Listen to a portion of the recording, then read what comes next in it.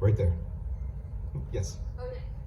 You said that you were kind of surrounded by like all of like the practical effects and such. Was there any particular effect that like for Toby was like, wow, that was really cool, or oh, that was really gross, or I love the bow and arrow.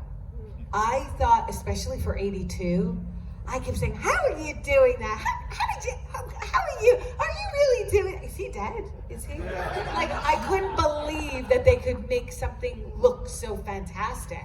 And Mike Helen, being the wonderful actor that he is, playing Mel, gave it such a good performance. But yeah, that was wonderful. I loved the Meg knife down the back. I was like, oh my God, oh, Lord. That's when I knew I loved horror movies. I was like, oh, this is great. Crazy. I was just telling someone, like, I love being covered in blood. Like, I feel more comfortable being covered in prosthetics or blood or anything that's not me in any film. Like, it's the best. It's the greatest. And even tonight for my photo op, like, I can't wait to put blood all over me. I'm like, yes, and I'll wear it all night long. Like, I won't wash. People are like, you need to take a shower. I'm like, no, I don't. I'm wearing my blood. I feel good.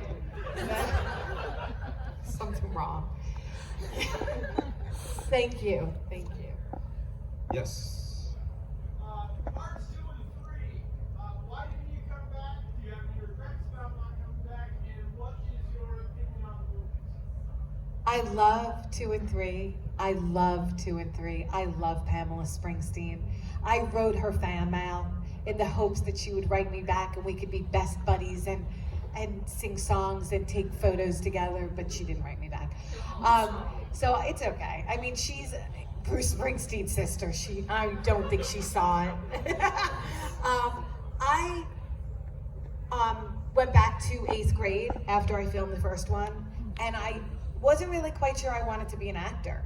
Like, to me, it was really fun making the movie, but I really loved school, and I had just gotten into college early admission when they were auditioning for Sleepaway Camp 2. So I went and I met with the director, Michael Simpson, and when he shared the script with me, all of a sudden Angela was hilarious. And I was like, I don't know who this Angela is. Like, my Angela is quiet and introverted and complex and just a different person. So when I read the lines, I sucked. I was like, and then, and he was like, whoa, and I was like, whoa. And so it didn't seem like a fit. And I actually called them and said, I think I'm gonna go to college and, see you around. And then later on, I studied acting and I got cast in Return to Sleepaway Camp and reprised my role. And that's when I felt like it all made sense because I went back with Robert Hiltzik and played a different character. I don't know if any of you have seen the craziness of Return to Sleepaway Camp, but it was really fun coming back in that way. Do I have regrets? Of course. I would love to have been Angela throughout the franchise, but I think it worked out perfectly. And like I said, I love them and I love Pamela Springsteen. Thank you. Yes. It's my friend. Now it's definitely a classic 80s slasher. Why do you think they never tried to remake that? I mean, I know you don't remake a classic, but as Bergen talks about ever trying to bring it to an audience, say in 2025, or for a future generation to see, or you don't think they ever remake it? There have been talks about remaking Sleepaway Camp. Robert Hiltzik, the original writer-director who has the rights, owns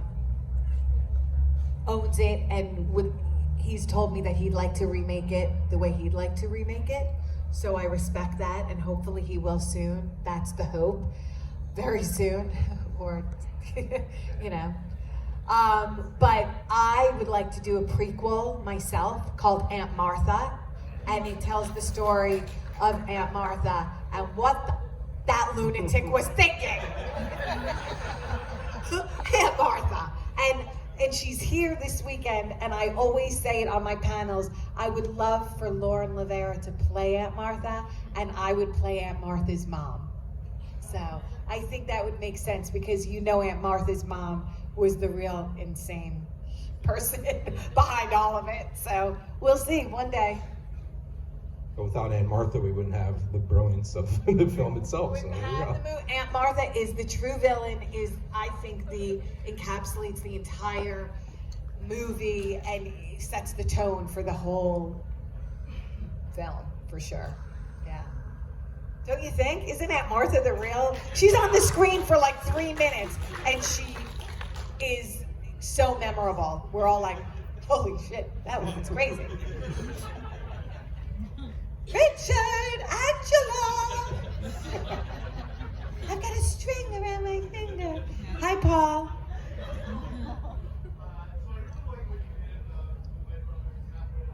Thank you.